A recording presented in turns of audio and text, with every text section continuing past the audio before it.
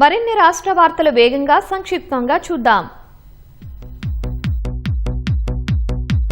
మేడారం సమ్మక్క సారలమ్మ వనదేవతల ఆలయ అభివృద్ది పనులను వెంటనే పూర్తి చేయాలని మంత్రి సీతక్క అధికారులను ఆదేశించారు. జాతర సమయంలో మాత్రమే కాకుండా ఏడాది పొడవునా భక్తులకు మెరుగైన సౌకర్యాలు అందుబాటులో ఉండేలా చర్యలు తీసుకోవాలని సూచించారు. పదవీ విరమణ అనంతరం అందాల్సిన ప్రయోజనాలను అందించాలని ఆదేశించినా అమలు కాకపోవడంపై హైకోర్టు అసంతృప్తి వ్యక్తం చేసింది. ఎంతమందికి పదవీ విరమణ ప్రయోజనాలు అందించాలి, టోకెన్లు ఎంతమందికి జారీ చేశారన్న వివరాలను 2 వారాల్లో సమర్పించాలంటూ ఆర్థిక శాఖ ముఖ్య కార్యదర్శిని హైకోర్టు ఆదేశించింది.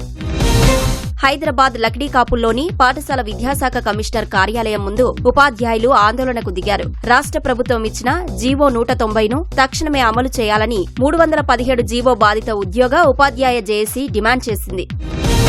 రోడ్డు భద్రతా నియమాలను పాటిస్తూ ప్రమాదాల నుంచి రక్షించుకోవాలని భద్రాద్రి కొత్తగూడెం ఎస్పీ రోహిత్ రాజు సూచించారు. ప్రజాపాలన ప్రగతి ప్రణాళికలో భాగంగా జాలూరుపాడులో ఏర్పాటు చేసిన రోడ్ సేఫ్టీ గ్రామసభకు హాజరై ప్రజలకు పలు సూచనలు చేశారు.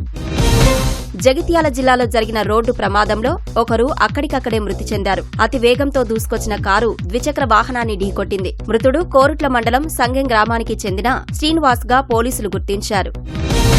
హైదరాబాద్ పాతబస్తీ బండ్లగూడ పోలీస్ స్టేషన్ పరిధిలోని నవాబ్ చెరువులో పడి 9 ఏళ్ల బాలుడు మృతి చెందాడు. ఆడుకుంటూ ప్రమాదవశాత్తు చెరువులోకి దిగి మృతి చెందినట్లు పోలీసులు తెలిపారు.